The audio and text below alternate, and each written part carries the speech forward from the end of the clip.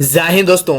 आज के इस वीडियो में हम आपको बताएंगे, यदि आप क्लास 10 में हैं और बोर्ड एग्जाम की तैयारी कर रहे हैं तो एक क्वेश्चन बोर्ड एग्जाम में आता है पूरे 5 नंबर में कि वज्र गुणन विधि से समीकरण को हल करें, यानी एक्स और वाई का मान निकालना होता है। ठीक है, तो चलिए मैं आपको सबसे सिंपल विधि और ट्रिक से बताऊंगा। ठीक है, ये आपको दो समीकरण दिया रहेगा और ये वज्र गुणन विधि का सूत्र होता है बहुत लंबा सा, लेकिन मैं आपको ट्रिक से छोटा कर दूंगा। ठीक है, जैसे कि x बट्टा b1c2 माइनस b2c1 बराबर y बट्टा c1a2 माइनस c2a1 बराबर 1 बट्टा a1b2 माइनस a2b1। इसको हम लोग ठीक है ट्रिक से लिख के आपको बताएंगे। बस आपको क्या करना होगा कि याद रखना होगा, पहले होता है bc बराबर, उसके बाद होता है ca, उसके बराबर होता है ab।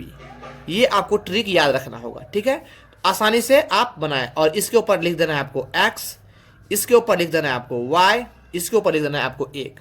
ये ट्रिक आपको याद रखना, आपको सूत्र आसानी से याद हो जाएगा और बना लेंगे। ठीक है, तो सबसे पहले हम क्या करेंगे, इसको तोड़ लेते हैं। ठीक है, ध्यान समझिएगा। तो यहां पर लिखेंगे पहले हल। ठीक है, a1 a2 ये हमें निकालना होगा पहले।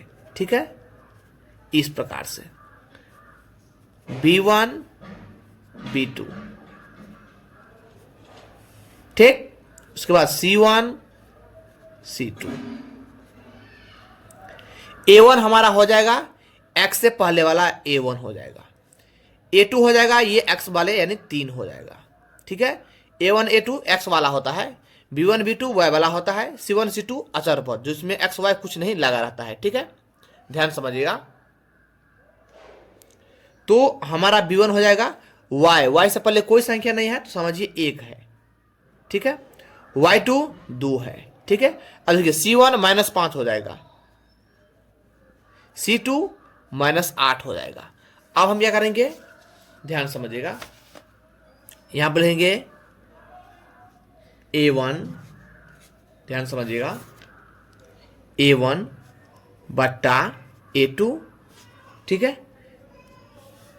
तो a1 कितना है 2 बट्टा a2 कितना है 3। ठीक है, अब क्या करेंगे हम, ध्यान समझिए, निकालेंगे b1 बट्टा b2। b1 कितना है 1 है, b2 कितना है 2 है। अब ध्यान समझिए, c1 बट्टे c2। ठीक है, इधर का लिखेंगे c1 कितना है -5 बट्टे -8, माइनस माइनस काट देंगे तो यहां पर क्या बचेगा 5 बट्टे 8। ठीक है, अब ध्यान समझिए।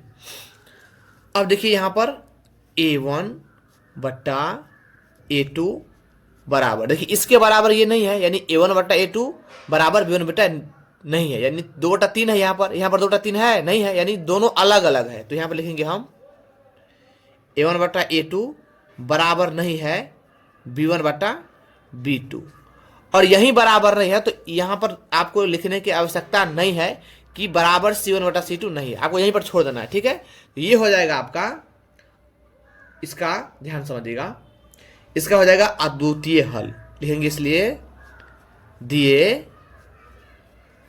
गए समीकरण का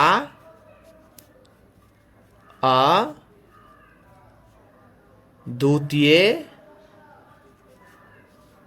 हल है। ठीक है, अब इसका वज्र गुणनखंड विधि बनाएंगे हम लोग। ठीक है, ध्यान समझिएगा, कैसे बनाएंगे तो ध्यान समझिए। तो सूत्र लिखेंगे पहले, कैसे, देखिए सूत्र था ये वाला सूत्र कैसे लिखेंगे ध्यान समझिए। मैंने आपको अभी बताया था BC CA AB याद रखना है, तो हम यहां पर लिखेंगे पहले x लिखेंगे। ठीक है, यहां पर बट्टा देंगे। ठीक है, यहां पर लिखेंगे b और c थोड़ा हटा के, फिर माइनस, फिर b थोड़ा हटा के c बराबर, फिर y लिखेंगे, फिर यहां पर लिखेंगे क्या, यहां पर है c, पहले यहां पर था BC, ये ले लिए, अब CA लेंगे, तो यहां पर लिखेंगे c थोड़ा हटा करके a, फिर माइनस c थोड़ा हटा करके फिर a बराबर, ध्यान समझिएगा, फिर 1 लेंगे। अब क्या है, सी ए ले लिए, अब हम ए बी लेंगे, तो ए थोड़ा हटा करके बी माइनस फिर ए थोड़ा हटा करके बी। अब हम क्या करेंगे, 12 21 सब में शूट करेंगे। 12 देखिए, 1 पर 2 12, 2 पर 1 21, देखिए 12 21, 1 पर 2 12, 2 पर 1 21, फिर यहाँ पर 12 21, फिर 12 21। ये ट्रिक है आपका, ठीक है। इस पर बनाएंगे तो आपका सवाल 100% सही होगा और सूत्र को याद करने की आवश्यकता नहीं है। अब हम क्या करेंगे, यहाँ पर हम लोग बनाएंगे अब, ठीक है। अब ध्यान समझिए, देखिए b1 कितना है, b1 कितना है, 1 है। तो यहाँ पहले x का मान कुछ नहीं, पहले x का ऊपर में x लिखिए, ठीक है। ध्यान समझिएगा,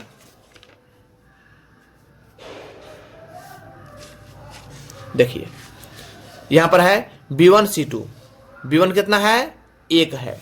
तो यहां पर हम लिखेंगे 1 गुना, इन दोनों के बीच में गुना रहता है। c2 कितना है, c2 है -8, तो यहां पर लिखेंगे हम -8, यहां पर माइनस है तो माइनस। b2 कितना है, b2 2 है, तो 2 लिखेंगे। c1 कितना है, c1 आपका -5, ठीक है, बराबर। अब ध्यान समझिए, y का y देंगे इस प्रकार से। c1 कितना है, c1 कितना है,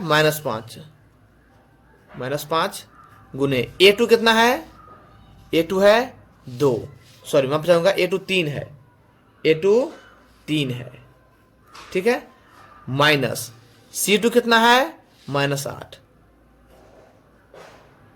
ध्यान समझिएगा, -8 गुने a1 कितना है, a1 2 है, तो 2 देंगे यहां पर।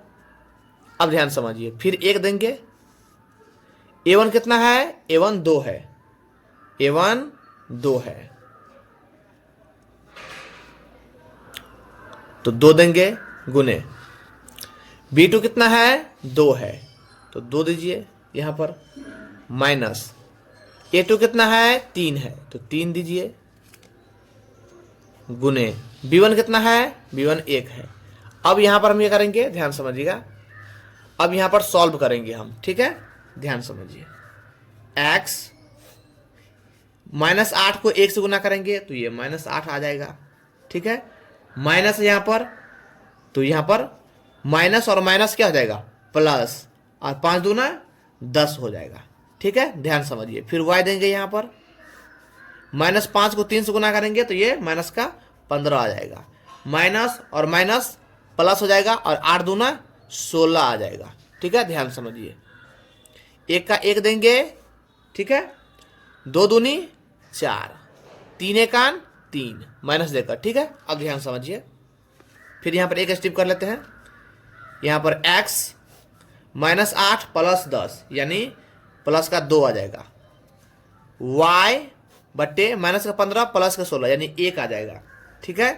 और यहां पर 1 4 में से 3 घटाएंगे तो ये 1 आ जाएगा। अब हम क्या करेंगे, ध्यान समझिए, आपको शून्यांक आता होगा, शून्यांक में क्या करते हैं, देखिए अब 2 पार्ट करेंगे, यानी x बटा 2 बराबर लेंगे 1/1, ठीक है।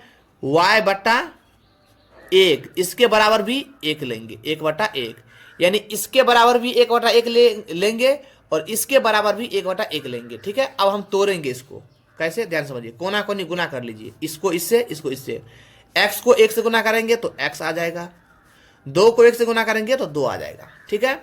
अब इसको कर लीजिए, इसको भी कोना कोनी यानी क्रॉस मल्टीपल, y को 1 से गुना करेंगे तो y आ जाएगा, 1 को 1 से गुना करेंगे तो 1 आ जाएगा। तो हम इस प्रकार से लिख सकते हैं, इसलिए x बराबर 2, y बराबर 1, यही आपका आंसर आ गया, ठीक है। अगर आपको वीडियो अच्छा लगा हो तो लाइक करना। अब मैं आपको एक क्वेश्चन देता हूं, x - 3y - 7 बराबर 0, 3x - 3y - 15 बराबर 0। इसको आप लोग कमेंट बॉक्स में हमें आंसर x और y का दीजिएगा, ताकि हम भी तो समझे कि मेरा बनाया हुआ आप समझे कि नहीं, ठीक है। और उसके बाद वीडियो अच्छा लगा हो तो लाइक कर दीजिएगा, चैनल को सब्सक्राइब जरूर कर लेना, ठीक है। धन्यवाद।